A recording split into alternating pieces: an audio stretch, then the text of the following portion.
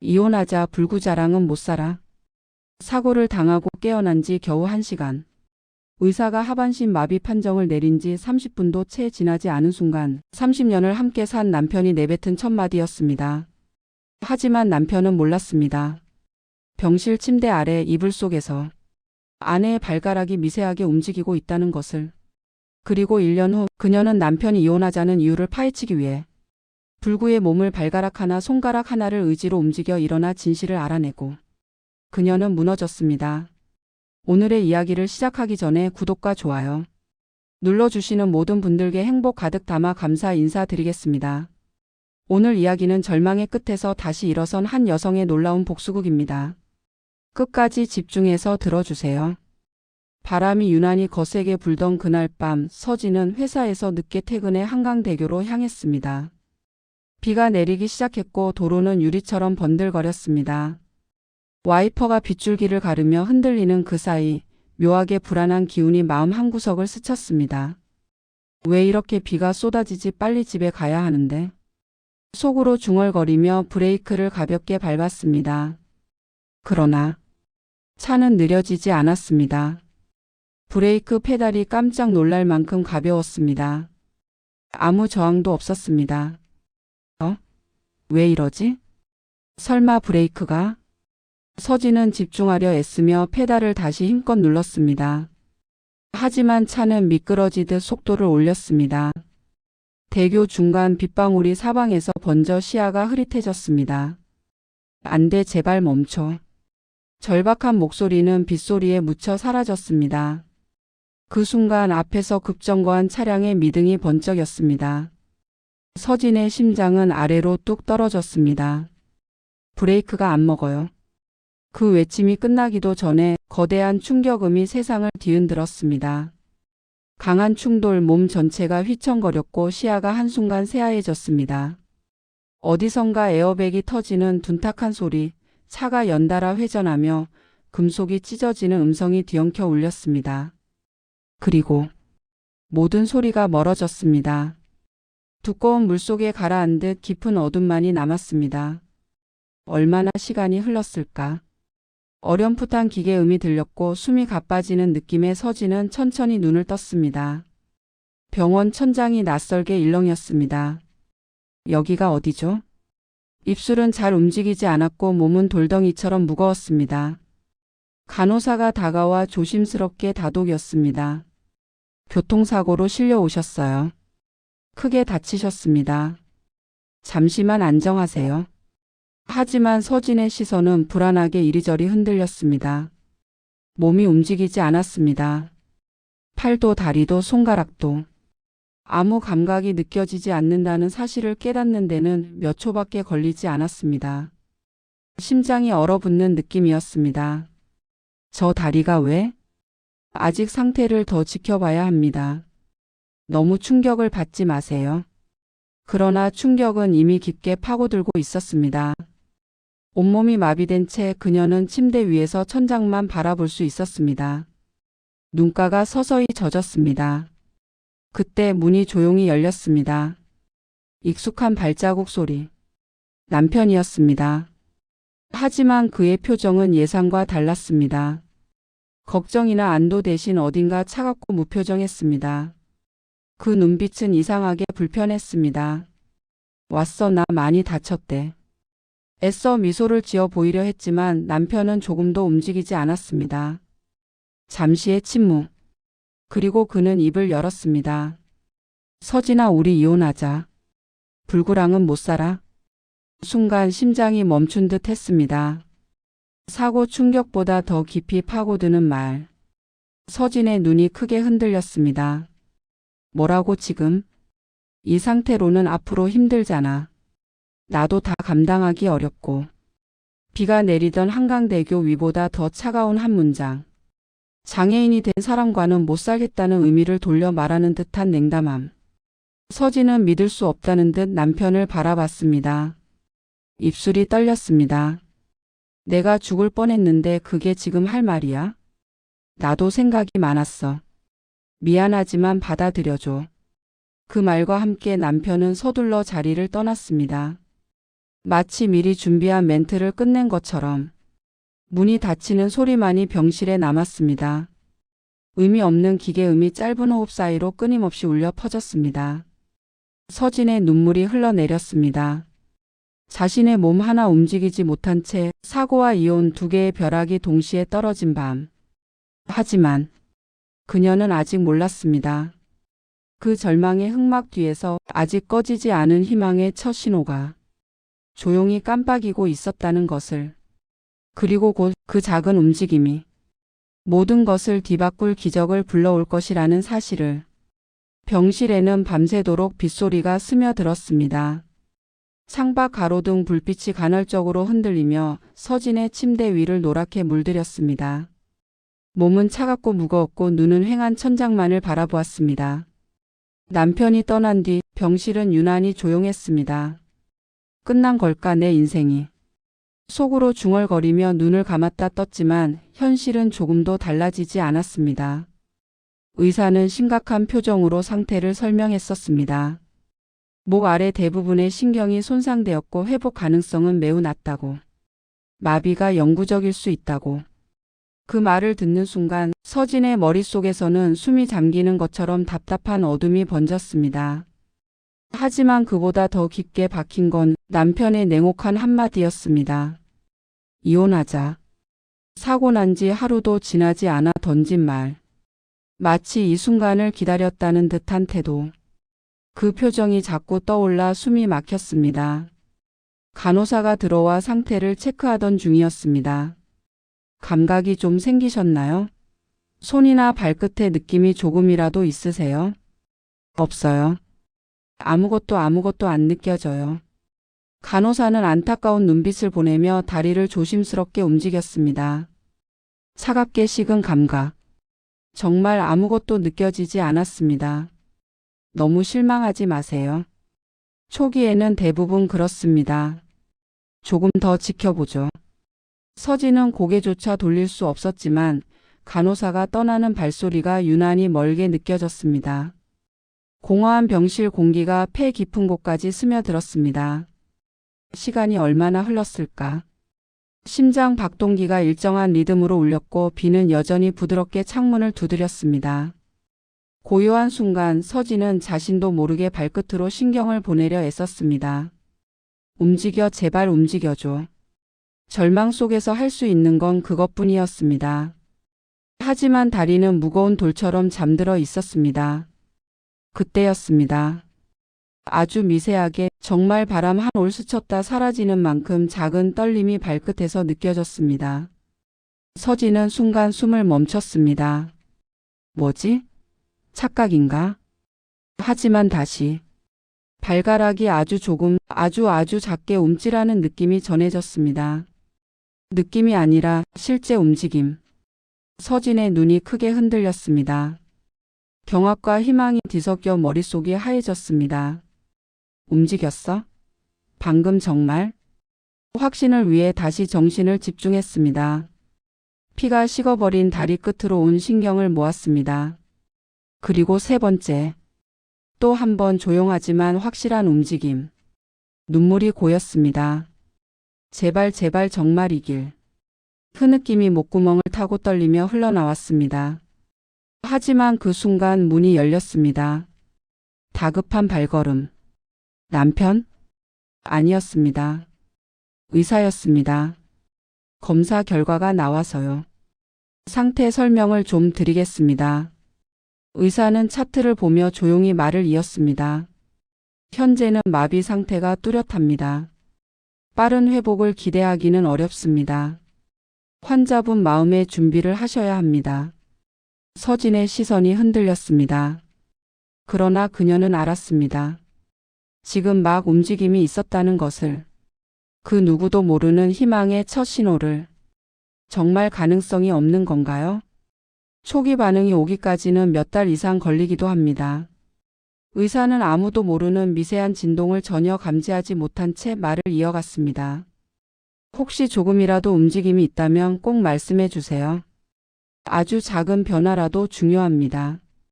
그 말에 서진의 손가락이 미세하게 떨렸습니다. 하지만 입을 열 수 없었습니다. 이루 말할 수 없는 어떤 감정, 두려움과 희망이 뒤섞여 목을 막았습니다.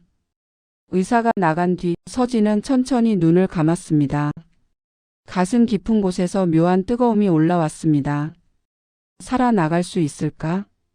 아니, 살아나가야 해. 그 작은 움직임이 말했습니다. 포기하지 말라고. 아직 끝이 아니라는 걸. 그리고 서진은 몰랐습니다. 남편이 이미 요양원 서류를 준비하며 자신을 이 집에서 완전히 지워낼 계획을 세우고 있다는 사실을. 하지만 남편도 몰랐습니다. 그녀의 발끝은 이미 움직이기 시작했다는 것을. 그리고 그 작은 희망이 곧 모든 진실을 드러내게 될 거라는 것을. 그날 밤 서진은 좀처럼 잠에 들지 못했습니다. 발가락이 움직인 그 작은 기적이 온몸을 뜨겁게 뒤흔들고 있었기 때문입니다. 심장 깊은 곳에 아주 조심스러운 희망이 움츠린 채 살아났습니다. 하지만 동시에 두려움도 고개를 들었습니다. 혹시 착각이면 어떡하지? 다시 움직이지 않으면? 밤 내내 그런 생각들이 밀물처럼 밀려들었다 빠져나갔습니다. 그리고 새벽 5시가 가까워질 무렵 병실 문 앞에 조용한 발소리가 들렸습니다. 아무도 올 시간이 아니었습니다. 간호사 교대 시간도 아니었고 의사 회진도 훨씬 이른 시간. 서진은 혹시 또 남편인가 하는 불길한 마음이 들었지만 문은 너무도 조심스럽게 열렸습니다. 그리고 한 사람이 어둠에서 스며들듯 들어왔습니다. 검은 점퍼, 단정한 머리, 어딘가 병원 직원 같지 않은 분위기. 누구세요? 서진의 목소리는 여전히 힘이 없었습니다. 낯선 남자는 조용히 인사를 올렸습니다. 새벽에 죄송합니다. 저는 물리치료를 도와드리러 온 사람입니다. 말투는 부드러웠지만 단단했습니다. 그런데 병원 정식 물리치료사가 아닌 건 분명했습니다. 뭔가 설명되지 않는 기운이 느껴졌습니다. 아직 재활 시작 안 한다고 들었는데요. 병원에서는 그렇죠. 공식적으로는요. 하지만 환자분은 시간을 기다리면 안 됩니다. 남자는 기척 없이 침대 옆으로 다가왔습니다. 그의 눈빛은 이상하리만치 진지했습니다. 손상 초기 단 몇 시간, 단 하루의 차이가 평생을 바꿉니다. 그리고 환자분은 이미 움직임이 왔습니다. 그렇죠? 순간 서진의 심장이 크게 뛰었습니다. 어떻게 아시죠? 남자는 미소를 아주 약하게 지었습니다. 표정이 말해줍니다. 미세한 움직임이라도 왔다면 지금 당장 시작해야 합니다. 그 말은 너무도 단호했습니다. 하지만 서진은 아직 의심을 거둘 수 없었습니다. 정식 치료사가 아니잖아요. 혹시 남편이? 아닙니다. 저는 남편분과 아무 관련 없습니다. 잠시 침묵. 그리고 그는 낮게 말을 이었습니다. 제가 온 이유는 단 하나입니다. 당신이 다시 걷게 될 수 있다는 걸 보여드리기 위해서입니다. 이상하리만큼 확신에 찬 말. 병원 측에서는 거의 불가능하다고 했던 그 상태를 이 남자는 단숨에 뒤집어 말하고 있었습니다. 그는 조용히 장갑을 끼고 서진의 발목을 두 손으로 받쳤습니다. 지금부터 아주 고통스러울 수 있습니다. 하지만 견디시면 기적이 올 겁니다. 준비되셨습니까? 서진은 말없이 눈을 감았습니다. 해주세요. 다시는 움직일 수 없을지도 모른다는 공포보다 단 한 번이라도 다시 걷고 싶다는 마음이 더 컸기 때문입니다. 남자는 다리를 아주 조심스럽게 들어 올렸습니다. 신경이 끊긴 듯한 무감각한 다리. 하지만 그 손길에서 이상한 집중감이 느껴졌습니다. 그는 단순한 치료사가 아니었습니다. 경험, 직감 그리고 묘한 섬세함이 그의 손끝에서 뿜어져 나왔습니다. 첫 반복이 시작되자마자 서진의 호흡이 거칠어졌습니다. 잠시만요. 괜찮습니다. 지금 이 고통은 아주 좋은 신호예요. 고통? 느껴진다고? 마비된 다리에서? 잠시 그가 시선을 내렸습니다. 병원이나 가족에게 절대 알리면 안 됩니다. 누군가 당신이 회복하는 걸 바라지 않으니까요. 그 사실을 깨닫는 순간 서진의 눈이 크게 떨렸습니다.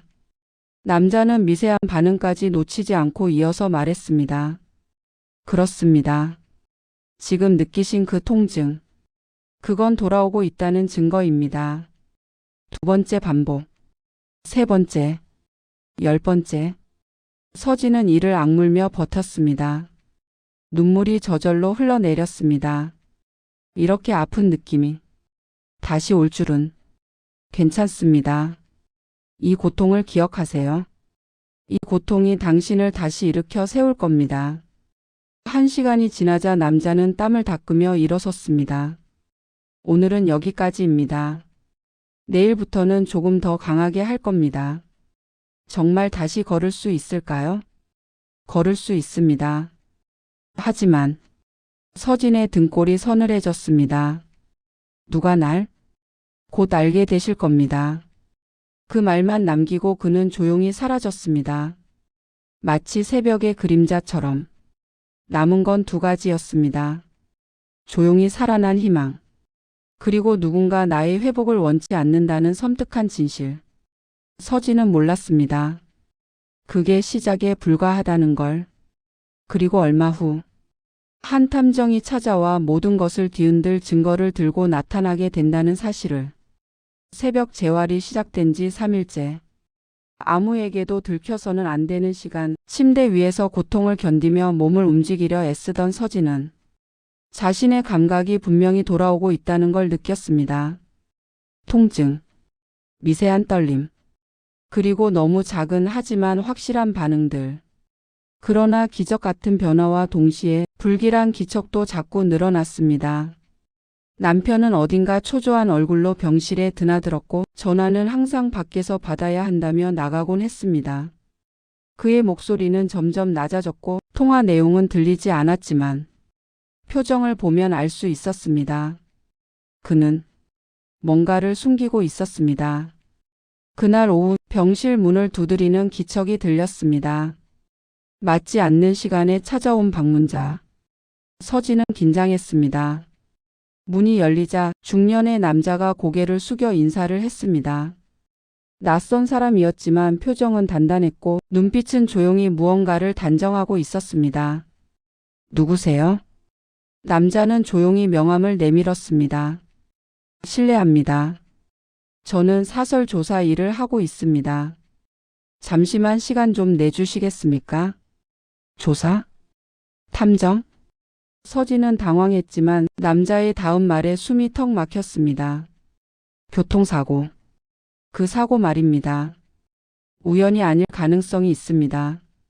순간 병실 공기가 미세하게 떨리는 듯 했습니다. 무슨 말씀이신가요? 브레이크. 사고 당시 브레이크는 자연 고장이 아니라 누군가 손을 뗀 흔적이 보입니다. 심장이 벼락처럼 내려쳤습니다. 온몸이 다시 얼어붙는 느낌. 남자는 차분하게 말을 이었습니다. 제가 조사에 착수한 건 환자분이 아니라 다른 사람 때문입니다. 다른 사람? 환자분의 회사 직원이 제게 연락했습니다. 최근 수상한 움직임이 많다고. 서진의 호흡이 흔들렸습니다. 왜? 누가? 누구를 위해? 남자는 작은 USB를 꺼내 책상에 올려두었습니다. 여기에 사고 차량의 정비 소견서, 블랙박스 원본, 그리고 차량이 사고 3일 전 머물렀던 정비소의 CCTV 일부가 담겨 있습니다. USB가 책상 위에서 아주 작은 소리를 냈는데도 그게 온 병실을 뒤흔드는 것처럼 크게 들렸습니다. 정비소 CCTV에서 누군가 차량 밑으로 들어가는 장면이 있습니다. 조용히 숨을 들이마시며 남자가 말했다. 차량 밑으로 들어간 사람의 신원을 제가 찾았습니다. 서진의 눈동자가 크게 흔들렸습니다. 그리고 남자가 꺼낸 사진 한 장. 종이에 비친 얼굴을 보는 순간 서진은 눈을 크게 떴습니다. 설마 아니에요, 그럴 리가. 사진 속 인물은 남편이 아니었습니다. 그러나 그보다 더 믿기 어려운 사람. 남편과 함께 일해온 가장 가까운 사이로 알았던 사람. 식사 자리에 함께하고 친하게 지내던 남편의 회사 동료이자 가족처럼 지냈던 그 사람. 남자는 말을 덧붙였습니다. 그 사람이 정비소에 있었던 이유는 단순 방문이 아니었습니다. 왜 제 차에? 탐정은 기어들어가는 목소리로 답했습니다. 환자분 차와 남편분 차의 번호판이 사고 전날 서로 바뀌어 있었습니다. 순간 서진은 숨조차 쉴 수 없었습니다. 그럼 차를 바꾼 건? 예. 의도적으로 바뀐 흔적이 보입니다. 서진의 고개가 떨렸습니다. 남편이 타야 했던 차. 그러나 사고가 난 건 서진의 차. 누군가 남편의 차와 그녀의 차를 바꿔놓았다. 의도적으로. 그러나 그 남자가 왜? 무엇을 위해? 탐정은 짧게 숨을 골랐습니다. 환자분. 더 충격적인 사실이 있습니다. 말씀하세요. 남편분의 동료는 최근 남편분과 자주 만남을 가졌습니다. 둘은 업무적인 관계를 넘어 개인적인 이해관계를 가진 것으로 보입니다. 이해관계. 그 말은 너무 많은 것을 암시하고 있었습니다. 탐정은 마지막으로 조용히 한마디를 남겼습니다. 환자분의 사고는 단순한 사고가 아닐 가능성이 매우 높습니다. 그리고 중요한 건 남자는 서진을 바라보며 천천히 말을 이었습니다. 누군가 당신이 마비 상태로 평생 누워있기를 바라고 있다는 점입니다. 그 말이 떨어지는 순간 서진의 등골에 차가운 전율이 흘렀습니다. 그녀의 사고, 그녀의 마비, 그리고 남편의 갑작스러운 이혼 요구. 모든 점이 한 줄로 이어지기 시작했습니다. 그리고 맞춰지는 퍼즐은 너무도 잔인하고 너무도 명확했습니다. 탐정은 돌아가기 전 조용한 목소리로 말했습니다. 환자분, 진실을 찾고 싶다면 지금까지 있었던 모든 걸 절대 겉으로 드러내지 마세요. 누군가 지켜보고 있습니다. 문이 닫히는 순간 병실은 다시 고요해졌습니다. 하지만 서진의 마음속에서는 어둠이 걷히고 있었습니다. 대신 더 거칠고 뜨거운 감정이 차올랐습니다. 분노, 그리고 끝까지 살아남아 진실을 밝히겠다는 의지. 그녀는 느꼈습니다. 자신의 다리는 조금씩 힘을 되찾고 있었고 그 힘은 곧 누군가를 무너뜨리기 위해 사용될 거라는 걸. 미선은 떨리는 손으로 다시 한번 창밖을 내다봤습니다. 문을 나서는 두 사람의 걸음걸이, 서로를 대하는 익숙한 태도. 그 모든 것이 우연이라는 단어와는 거리가 멀었습니다. 미선은 낮게 중얼렀습니다. 대체 언제부터였을까? 손끝으로 머그컵을 쓰다듬었습니다.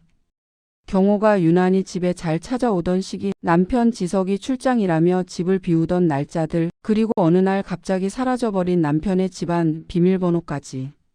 모든 퍼즐 조각이 지금 막 눈앞에서 정답으로 맞춰지고 있었습니다. 지석 씨가 아는 건가? 머릿속을 스치는 생각 하나. 미선은 갑자기 식은땀이 등줄기를 타고 내려갔습니다.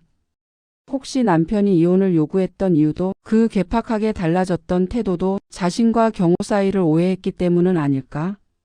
그 순간 미선의 심장은 크게 내려앉았습니다. 아니야, 그럴 리 없어. 경호 씨는 그냥 위로해 주던 사이였고 그 이상은. 하지만 미선은 스스로도 그 말이 완전한 진실이 아니라는 걸 알고 있었습니다. 남편과 30년 동안 쌓아온 관계가 무너진 자리, 그 빈자리를 가장 먼저 찾아와 준 사람은 경호였습니다. 힘들 때 기대고 싶었고 그의 말 한마디에 눈물이 쏟아지기도 했고 그 감정이 진짜 무엇이었는지 확신할 수 없게 된 지 오래였습니다. 그때 휴대전화가 울렸다. 경호에게서 온 전화. 미선은 숨을 들이켜며 전화를 받았습니다. 미선 씨 집 앞에 있어요. 조금 전엔 미안했습니다. 갑자기 나타나서 놀라게 한 거 알지만 더는 숨기고 싶지 않아서요. 숨기고 싶지 않다. 그 말에서 묘한 불안이 느껴졌습니다. 경호 씨, 지금 무슨 말이에요? 잠시 침묵. 그리고 낮고 조심스러운 목소리. 이제 지석 씨도 다 알게 됐어요. 미선은 순간 귀가 멍해졌습니다. 뭐라고요?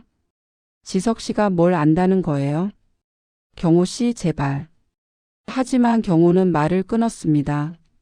미선 씨 오늘 꼭 얘기해야 할 게 있어요. 도망가지 말고 나와요. 그 목소리는 평소의 경호가 아니었습니다.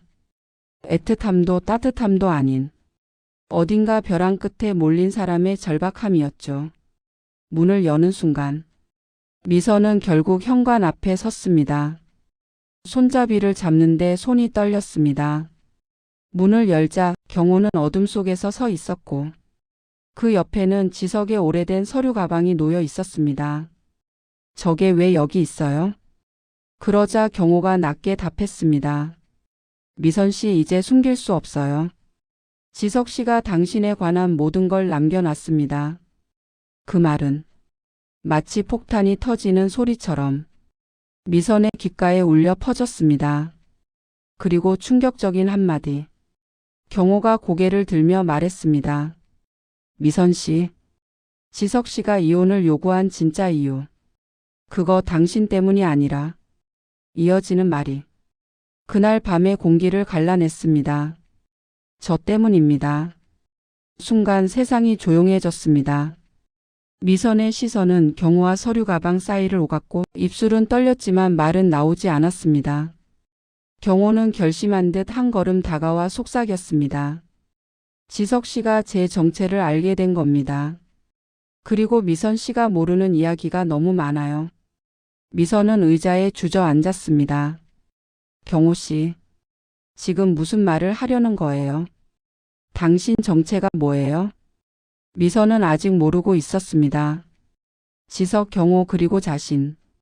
그 셋을 잇고 있는 더 깊고 오래된 연결고리가 무엇인지. 그리고 바로 다음 순간 경호는 마침내 입을 열었습니다. 미선 씨, 난 단순한 남자친구가 아닙니다. 사실 나는 현관 앞 찬 공기가 스며드는 좁은 공간. 미선은 벽에 손을 짚고 균형을 겨우 잡았습니다. 지금 경호가 하려는 말. 그 말이 자신이 상상했던 모든 범위를 넘어설 것 같은 예감이 들었기 때문이죠. 경호는 잠시 숨을 골랐습니다. 어둠 속에서 그의 눈빛만은 흐트러짐 없이 반짝이고 있었습니다. 미선 씨, 저는 단순히 당신을 좋아하던 그런 사람이 아니에요. 미선의 심장이 한번 크게 요동쳤습니다. 그게 무슨 뜻이죠? 잠시의 침묵. 그리고 마침내 경호가 입을 열었습니다. 저 지석 씨와 오래전부터 알고 지내던 사람입니다. 그 말은 마치 차갑게 얼린 물 한 컵을 머리 위로 쏟아붓는 것처럼 충격적이었습니다. 미선은 반사적으로 고개를 저었습니다. 그럴 리가. 지석 씨는 당신 이름조차 몰랐다고 했어요. 경호는 씁쓸하게 웃었습니다. 그렇겠죠. 서로의 이름을 제대로 밝힐 수 없는 사이였으니까. 그 한 문장에 미선의 머릿속은 더 복잡해졌습니다. 무슨 사이요? 지석의 서류 가방. 경호는 말 대신 옆에 놓여있던 지석의 서류 가방을 열었습니다. 묵직한 잠금 장치가 딸깍하고 풀리고 안에는 수십 장의 문서와 오래된 노트 한 권이 있었습니다. 지석 씨가 마지막까지 들고 다니던 가방이에요. 경호의 목소리는 떨리고 있었습니다. 그리고 이 안에는 당신도 모르는 이야기들이 들어 있습니다. 미선은 흔들리는 목소리로 물었습니다. 왜 그걸 당신이 가지고 있는 거예요? 경호는 조용히 고개를 들었습니다. 지석 씨가 저한테 맡긴 겁니다.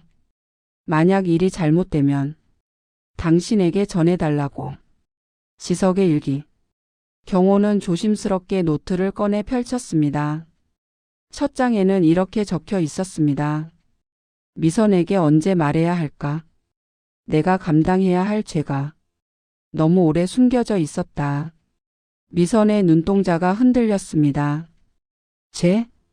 지석 씨가 무슨 죄를 지었다는 거예요? 경호는 노트를 넘기며 답했습니다. 지석 씨는 폐암 말기라는 사실을 처음 알았을 때 당신에게 말하지 않으려고 했습니다. 왜요? 왜 그런 걸 숨겨요? 당신을 지키기 위해서요. 미선은 믿을 수 없다는 듯 고개를 저었습니다. 무슨 말이에요? 그게 왜 날 지킨? 하지만 그 순간 경호가 노트의 한 페이지를 미선에게 보여줬습니다. 진실의 첫 조각. 그 페이지엔 이렇게 쓰여 있었습니다. 미선을 지키려면 내가 떠나는 게 맞다. 내가 저지른 일 때문에 그녀가 다칠 수도 있으니까. 미선은 숨을 멈췄습니다. 다칠 수도 있다고요? 경호는 고개를 끄덕였습니다. 미선 씨, 지석 씨는 당신이 아는 것보다 훨씬 위험한 일에 오래전부터 얽혀 있었습니다. 그 말에서 느껴지는 무게에 미선은 몸이 굳어버렸습니다. 도대체 어떤 일인데요? 경호는 한동안 말을 잇지 못하다가 깊은 숨을 내쉬고 밝혔습니다.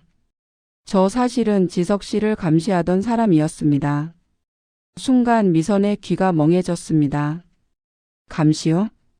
경호는 고개를 끄덕였습니다.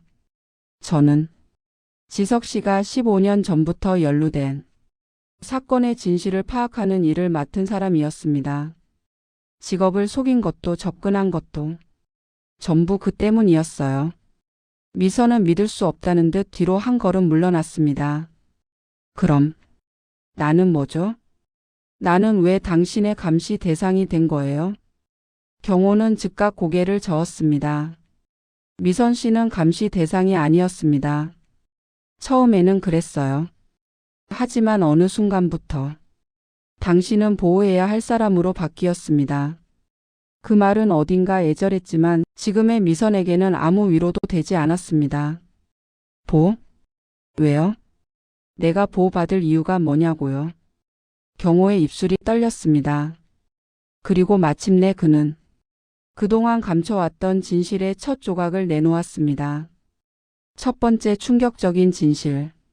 미선 씨, 지석 씨가 당신을 떠나려고 한 이유는?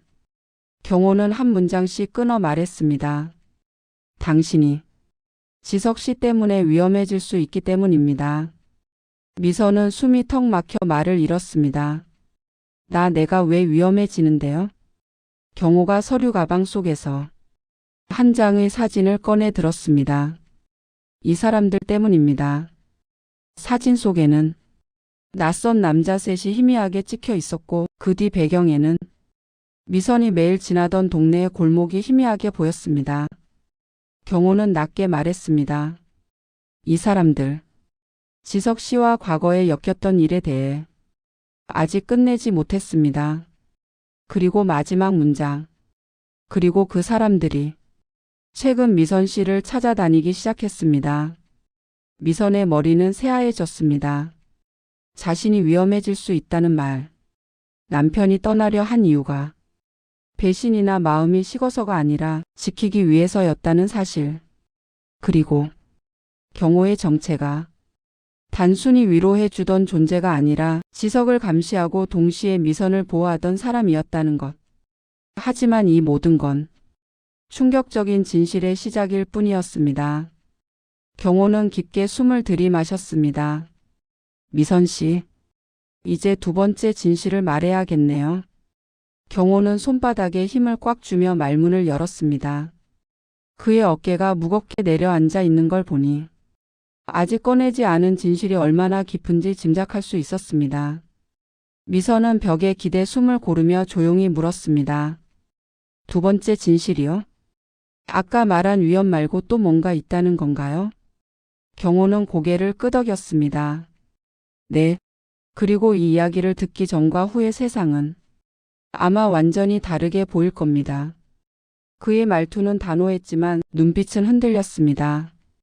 마치 말하고 싶지 않지만 말하지 않을 수 없는 사람처럼 어둠 속에 묻혀 있던 과거. 경호는 서류 가방에서 또 다른 봉투 하나를 꺼냈습니다. 봉투는 오래 눌린 듯 변형돼 있었고 겉면엔 지석의 필체로 단 한 줄. 누구도 믿지 마라. 미선은 그 문구를 읽는 순간 목덜미가 서늘해지는 느낌을 받았습니다. 경호는 봉투를 열며 나직하게 말했습니다. 미선 씨가 지금까지 알던 지석 씨는 직장만 다니는 평범한 사람처럼 보였겠죠. 그렇죠. 가정만 챙기고 술자리도 안 좋아하고 늘 성실하다고 칭찬받았어요. 네, 그 모습 전부 가짜였습니다. 미선의 심장이 한번 크게 내려앉았습니다. 15년 전 한 사건.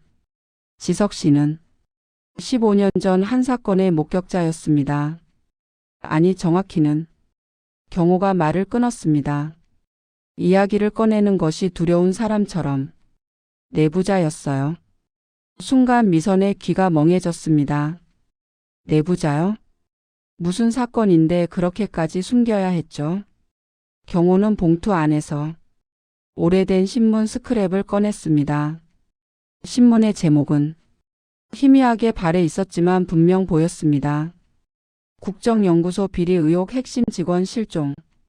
미선은 숨을 들이켰습니다. 이건 뉴스에서 얼핏 본 것 같아요. 근데 그게 지석 씨랑 무슨... 경호는 신문을 넘기며 조용히 말했습니다. 실종된 직원이 지석 씨의 가장 친했던 동료였습니다. 진실의 파편이 맞춰지기 시작하다. 그날 이후로 지석 씨는 평범한 회사원이 아니었습니다. 경호는 이어서 말을 이었습니다.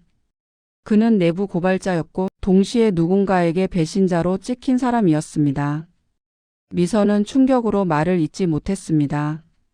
내 남편이 평범하게만 보이던 그 사람이 그런 위험 속에 있었다니. 경호는 계속 설명했습니다. 지석 씨는 당시 연구소에서 벌어지던 불법 거래와 비밀 프로젝트의 존재를 세상에 알리려 했습니다.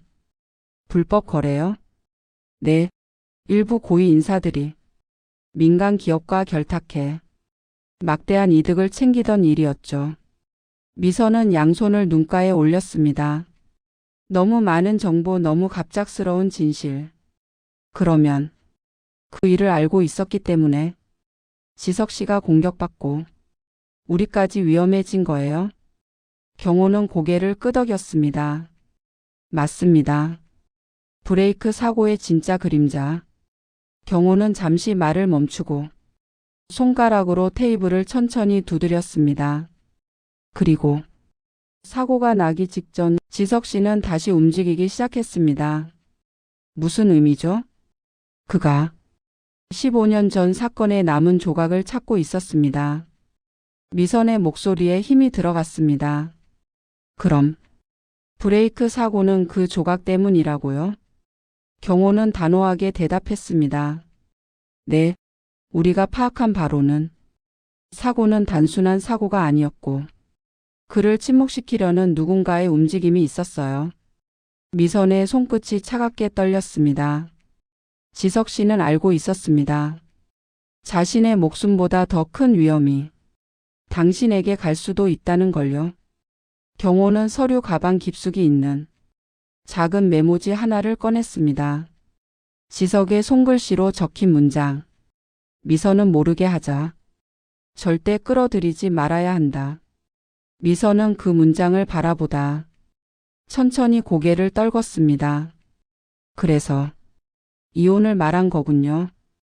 경호는 조심스레 대답했습니다. 네, 그게 그의 마지막 보호 방식이었습니다. 눈물이 조용히 미선의 손등으로 떨어졌습니다. 남편이 배신했다고만 생각했던 지난 날들. 그 고통이, 그 분노가 지금 전혀 다른 얼굴로 다가오기 시작했습니다. 경호는 깊은 숨을 들이마셨습니다. 그리고 이제 마지막으로 말씀드릴 게 하나 더 있어요. 아직도 더 있어요? 네. 지석 씨가 당신에게 남긴 진짜 비밀.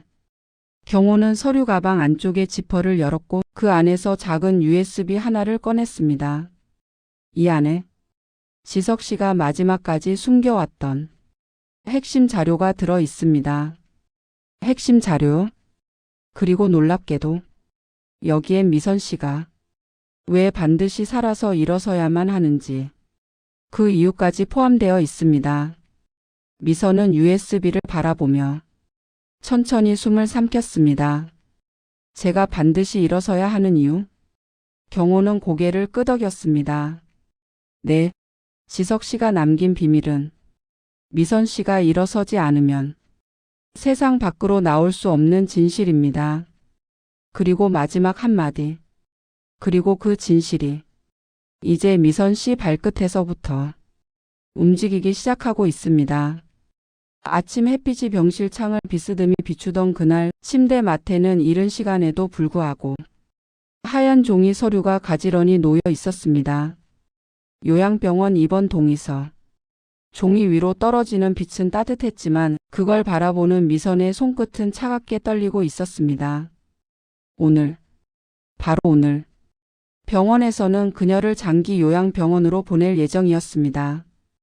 의사들의 결론은 아직 회복이 요원하고 혼자 생활은 불가능하며 적어도 6개월 1년은 전문 시설에 있어야 한다는 것이었죠.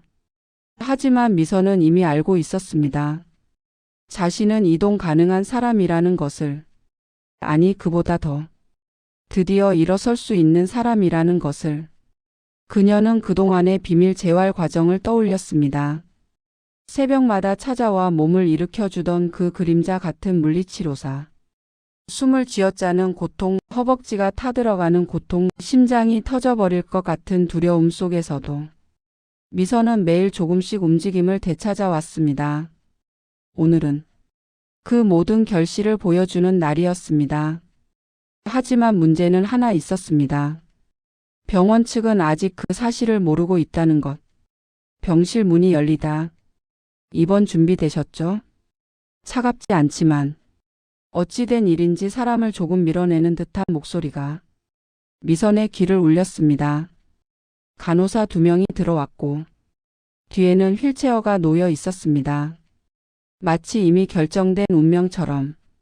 요양병원 구급차가 30분 뒤 도착한대요. 지금은 휠체어로 이동할게요. 미선은 미세하게 미소를 띄웠습니다. 휠체어? 오늘은 필요 없을 텐데요. 그녀는 마음속으로 속삭였지만 겉으로는 아무 말도 하지 않았습니다. 때를 기다리고 있었으니까. 간호사가 가까이 다가오며 부축하려 하자 미선은 조용히 손을 들었습니다. 잠시만요. 간호사들이 멈춰 섰습니다. 네? 어디 불편한 곳이라도 있으세요? 미선은 고개를 끄덕이지도 젓지도 않았습니다. 대신 아주 천천히 이제 더 숨길 수 없는 몸의 변화를 보여주기 시작했습니다. 움직이는 발끝. 얇은 이불 아래 미선의 발끝이 미세하게 그러나 명확히 움직였습니다. 간호사의 얼굴이 순식간에 굳었습니다. 지금 발 움직이셨어요? 부정할 수 없는 사실. 간호사가 침대 가까이 다가왔고 다른 간호사도 눈을 크게 뜨고 바라봤습니다. 다시 한번 해보시겠어요? 미선은 숨을 깊게 들이마셨습니다. 그리고 아주 천천히 발끝에서부터 시작해 발목을 끌어올리듯 움직였습니다. 간호사 2명이 동시에 숨을 삼켰습니다. 이럴 수가. 어제까지만 해도 반응이 없었는데. 기록 다시 확인해 봐야겠. 그때 병실 문이 다시 열렸습니다. 경호는 평소와 다르게 급한 숨을 몰아쉬며 들어왔습니다. 요양병원 지금 오고 있어요. 하지만 미선 씨 상태는 그쪽에서 몰라요. 지금 보여줘야 합니다. 지금. 그의 목소리에는 두려움과 확신이 동시에 실려 있었습니다. 간호사들은 경호를 보며 묻기 시작했지만 그는 손을 들어 말을 막았습니다. 지금 중요한 건 환자분의 상태입니다. 변화가 있었습니다. 그걸 모두가 직접 봐야 해요. 간호사들은 서로를 바라보며 작게 고개를 끄덕였습니다. 침대 가장자리에 앉은 미선은 2 다리를 조심스럽게 바닥에 내렸습니다. 그 동작 하나만으로도 의료진들은 숨을 죽였습니다. 진짜 가능한 건가요? 이건 기적이에요. 여기서 이런 속도는 거의. 그러나 이 놀라움은 시작에 불과했습니다. 경호는 침대 옆으로 다가와 조용히 미선의 손을 잡았습니다. 준비되셨죠? 네. 미선의 목소리는 떨리지 않았습니다. 그녀는 2 발로 바닥을 단단히 느꼈습니다. 따뜻한 바닥의 감촉은 그녀가 정말 돌아왔다는 것을 알려주고 있었죠. 경호는 숨을 한 번 크게 들이마셨습니다. 그럼 천천히 일어나 보세요. 미선은 양손에 힘을 실으며 몸을 앞으로 숙였습니다. 허벅지에 힘이 들어가고 종아리가 경련하듯 떨리고 마지막으로 발바닥 전체에 체중이 싹 모여들었습니다. 그리고 천천히 아주 천천히 그녀의 몸이 위로 올라갔습니다. 간호사 중 한 명이 손으로 입을 막았습니다. 말도 안 돼. 기립할 수 있다고? 아직 훈련된 지 일주일도 안 됐잖아. 이건 정상이 아니야. 기적이라는 표현밖에. 미선은 마침내 완전히 일어섰습니다. 그녀의 두 다리가 떨렸지만 분명히 스스로 버티고 있었습니다. 경호는 눈가가 붉어진 채 속삭였습니다. 해냈어요. 정말 해내셨어요. 미선의 입가에도 조용한 미소가 떠올랐습니다. 요양원 직원이 도착하는 순간 바로 그때 병실 문 밖에서 구급대원들의 발소리가 들렸습니다.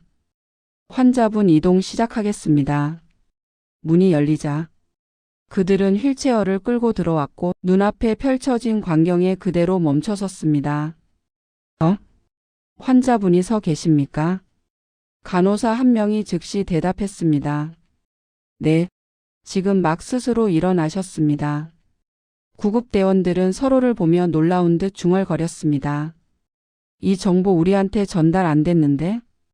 기록에는 중증 마비 환자로 되어 있었는데. 그때 위대한 반전의 한 문장이 미선의 입에서 흘러나왔습니다. 휠체어는 필요 없을 것 같은데요. 병실은 순간 정적에 잠겼습니다. 그리고 곧 수많은 감정이 뒤섞인 웅성거림이 퍼졌습니다. 경호의 얼굴에는 뿌듯함, 안도, 놀라움 그리고 설명하기 어려운 슬픔이 스쳐갔습니다. 구급대원은 휠체어를 조용히 뒤로 밀었습니다. 그렇다면 요양원 이송은 정밀 재평가 이후로 미루는 게 맞겠네요. 그리고 간호사들은 눈앞에 서 있는 미선을 바라보며 진짜 믿을 수 없다는 듯 고개를 저었습니다. 오늘 그녀는 누군가의 결정에 따라 이동되는 존재가 아니라 자신의 의지로 일어서는 존재가 되었습니다. 그리고 이 반전은 앞으로 벌어질 모든 사건의 첫 불씨가 될 것이었습니다. 이제 다음 무대는 그녀가 가장 두려워했던 곳, 가장 원하는 곳. 그날 밤 미선 씨는 결국 눈을 붙이지 못했습니다. 지석 씨가 남긴 의미심장한 말, 미선아 너랑 나 우리가 알고 있던 사실들 그게 다 진실이 아닐 수도 있어. 그 말이 계속 귓가에서 맴돌았습니다. 새벽 4시 아무도 없는 거실에서 홀로 앉아있던 미선 씨는 어느 순간 무언가를 결심한 듯 곧장 휴대폰을 집어들었습니다. 지석 씨 지금 당장 병원으로 갈게요. 숨기지 말고 말해줘요. 이제는 알아야겠어요. 하지만 지석 씨의 휴대폰은 꺼져 있었습니다. 문자도 전화도 어떤 흔적도 남기지 않은 채로. 그 순간 미선 씨는 이상한 불안함을 느꼈습니다. 혹시 더 나쁜 일이라도 생긴 건 아닐까? 병원에서 밝혀진 첫 번째 진실. 미선 씨는 새벽이 끝나기도 전에 택시를 타고 지석 씨가 있는 병원으로 향했습니다. 병실 문을 열자 지석 씨는 깨어 있었지만 놀랍게도 아무도 곁에 없었습니다. 왜 전화를 꺼놨어요? 무슨 일이에요? 미선 씨가 다급히 묻자 지석 씨는 한참 동안 말을 잇지 못했습니다. 미선아 나 너한테 너무 큰 죄를 지었어. 죄요? 대체 어떤? 내가 아는 것보다 훨씬 오래전부터 나는 모든 사실을 알고 있었어. 무슨 사실이요? 지석 씨는 떨리는 손으로 병실 옆 서랍을 열어 작은 봉투 하나를 꺼냈습니다. 문서 봉투였습니다. 그 속에는 유전자 검사 결과지 그리고 한 통의 편지가 들어 있었습니다. 유전자 검사 결과지에 적힌 충격적인 문장. 미선 씨는 손끝이 떨리는 걸 느끼면서 문서를 펼쳤습니다. 거기엔 이렇게 쓰여 있었습니다. 부모 마이너스 자식 유전자 일치율 0%. 혈연 관계 없음. 미선 씨는 숨이 턱 막히는 듯한 충격을 받았습니다. 이게 뭐예요? 우리 아들 왜 이런 게? 지석 씨는 고개를 들지 못했습니다. 미선아, 나는 2년 전부터 알고 있었어. 우리 아들이 내 친아들이 아니라는 걸. 말도 안 돼요. 그 아이는 우리가 함께. 나도 그러길 바랐어. 믿고 싶었어. 하지만 병원에서 내 친족 검사가 필요하다고 해서 우연히 검사를 하게 됐는데 그때 알게 됐어. 미선 씨는 주저앉았습니다. 바닥이 꺼져 내리는 듯 했죠. 그럼 대체 이건 누가? 두 번째 진실, 아들에 관한 기록. 지석 씨는 봉투에서 두 번째 문서를 꺼냈습니다. 이번엔 출생 기록이었습니다. 미선 씨는 이미 심장이 쿵쿵 울려대는 걸 느끼고 있었죠. 기록에는 생소한 이름이 적혀 있었습니다. 김현우. 출생일 미선 씨가 아들을 낳았다고 알고 있던 날짜. 그리고 하단엔 작은 메모가 붙어 있었습니다. 출산 기록 오류로 통합 수정. 초기 등록자 미등록 보호자. 미선 씨는 숨을 들이켰습니다. 잠깐만요, 그럼. 우리 아들이 내가 낳은 게 아니라는 뜻이에요? 지석 씨는 고개를 천천히 끄덕였습니다. 미선아, 미안해. 사실 너는 출산 당시 기억을 거의 못했잖아. 마취가 오래 갔다고 의사들이 그랬고. 나도 그때 뭔가 이상하다고 느꼈어. 하지만 내가 너무 힘들어해서 그냥 믿으려고 했어. 그럼 30년 동안 우리는 누구의 아이를 키운 거죠? 지석 씨는 대답하지 못했습니다. 경호의 뜻밖의 고백. 그때 병실 문이 갑자기 열렸습니다. 경호가 들어온 겁니다. 미선 씨는 서류를 꼭 움켜쥐고 그를 노려보았습니다. 경호 씨, 당신도 알고 있었나요? 경호는 잠시 침묵하다 천천히 고개를 끄덕였습니다. 네. 저 사실 그 아이를 처음 병원에 데려온 사람이 저였습니다. 뭐라고요?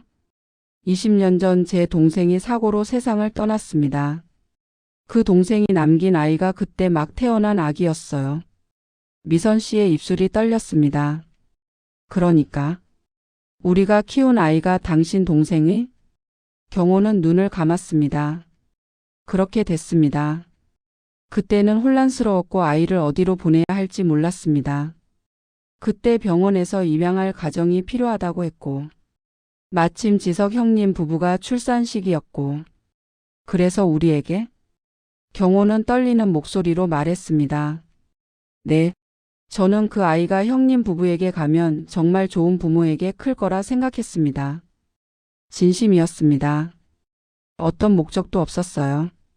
세 번째 진실, 지석이 왜 이혼을 말했는지. 모든 진실이 터진 뒤 지석 씨는 마지막으로 숨겨왔던 이유를 털어놓았습니다.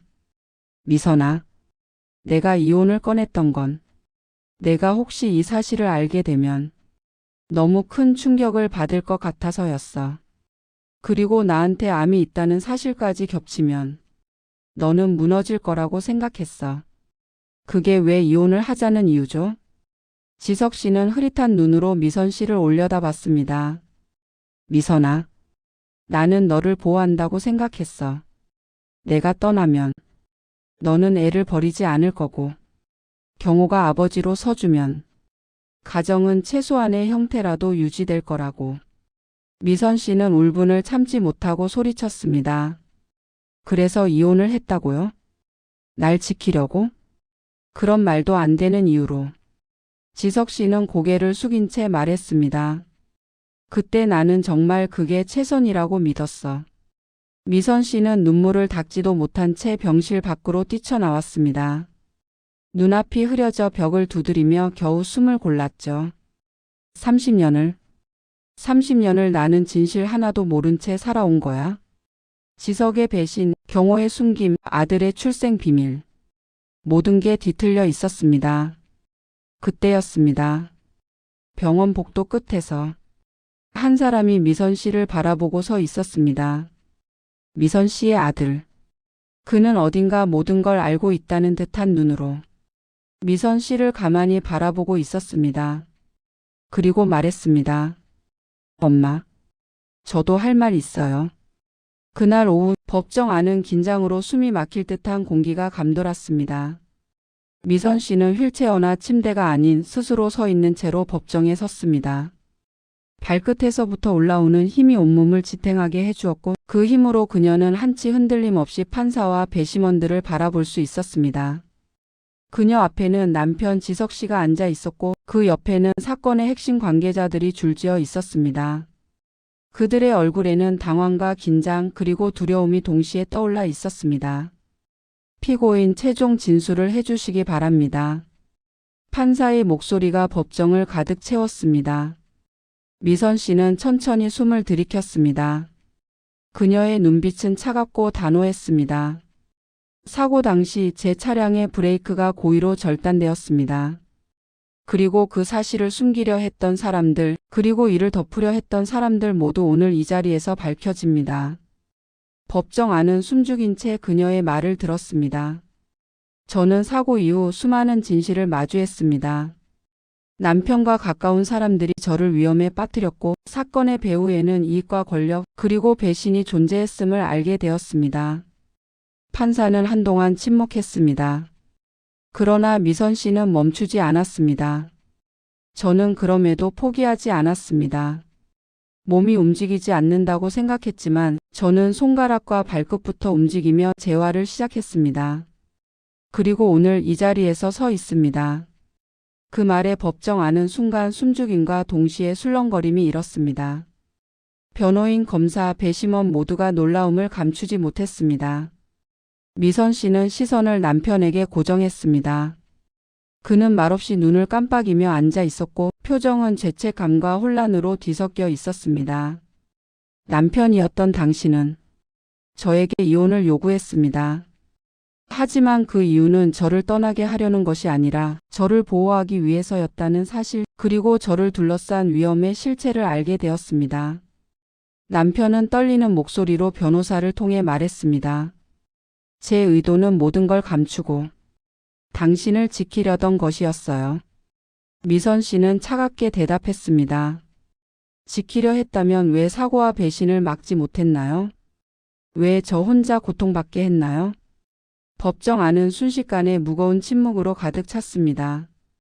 그 순간 증거물이 제출되었습니다. 블랙박스 영상, 차량 정비 기록, CCTV 사진까지. 모두 사고가 고의적이었다는 결정적 증거였습니다. 검사는 미선 씨에게 고개를 끄덕이며 물었습니다. 당신은 이 모든 사실을 어떻게 알게 되었습니까? 미선 씨는 숨을 고르며 답했습니다. 저는 포기하지 않았습니다.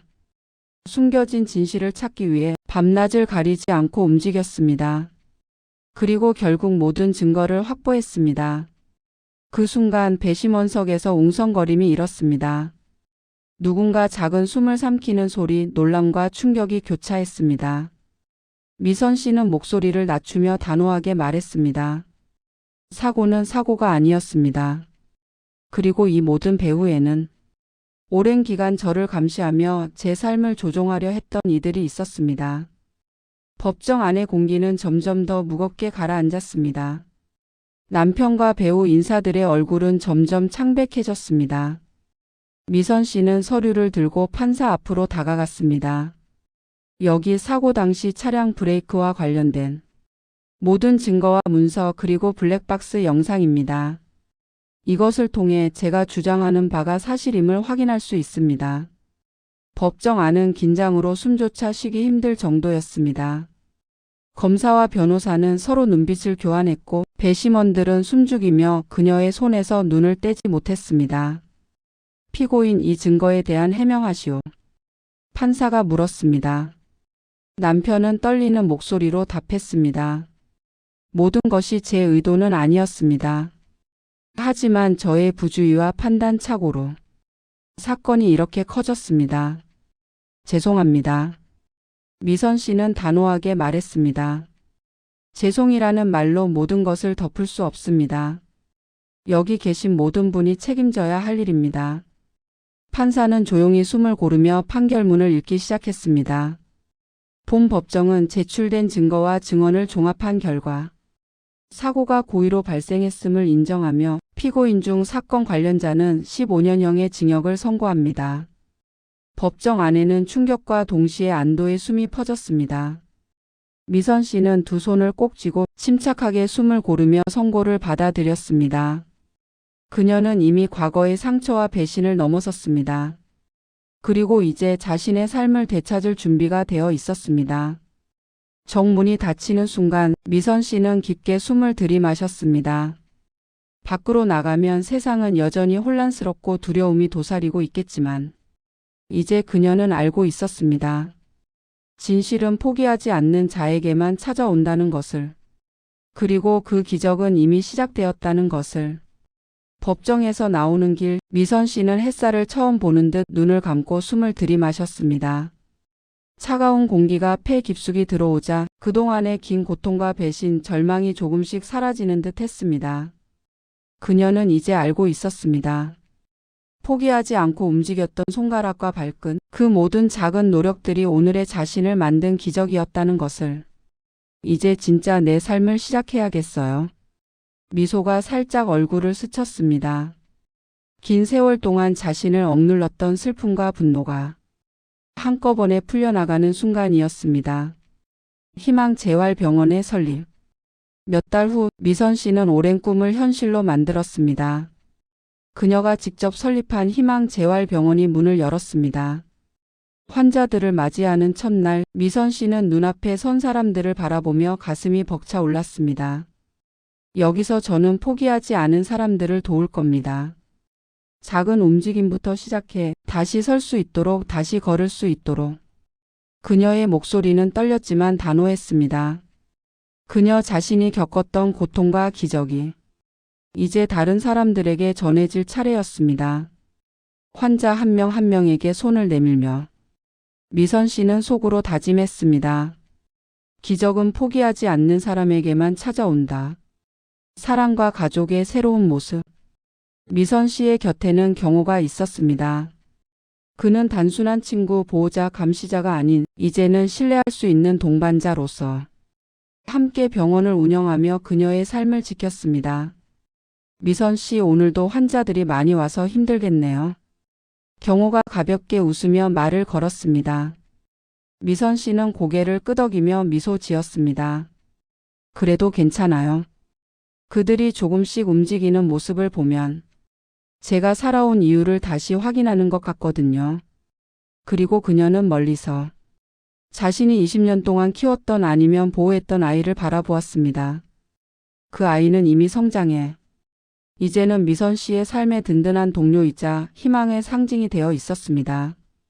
미선 씨는 이제 과거의 상처를 넘어 자신만의 삶을 선택할 수 있었습니다. 그동안 쌓인 슬픔과 분노, 배신과 의심을 모두 안고 그 모든 것을 이겨낸 자신에게 처음으로 속삭였습니다. 이제 정말 내 삶이 시작되는 거예요. 그녀가 걸음을 내딛는 순간 그 모든 장애물과 어둠이 그녀 뒤로 사라지는 듯 했습니다. 한 발 한 발 미선 씨의 발걸음은 가벼웠고 눈빛은 강렬하게 빛났습니다. 그 순간 그녀는 알았습니다. 진정한 기적은 포기하지 않고 다시 일어서며 자신의 삶을 선택하는 자에게만 찾아온다는 것을. 재활병원 앞 미선 씨는 햇살 속에서 환자들과 함께 웃었습니다. 그녀는 이제 알았습니다. 배신과 고통 속에서도, 절망과 눈물 속에서도 결국 삶은 움직인 만큼 돌아온다는 것을. 그리고 그녀의 눈빛은 새로운 시작을 약속했습니다. 이제는 나뿐만 아니라 누구든 포기하지 않는 사람에게 기적이 찾아옵니다. 미선 씨가 병원 문을 활짝 열자 햇살이 그녀의 얼굴을 비췄습니다. 그리고 그 빛 속에서 수많은 사람들이 다시 걸을 희망을 발견했습니다. 그녀의 두 번째 삶, 진정한 기적의 이야기는 바로 여기에서 시작되었습니다.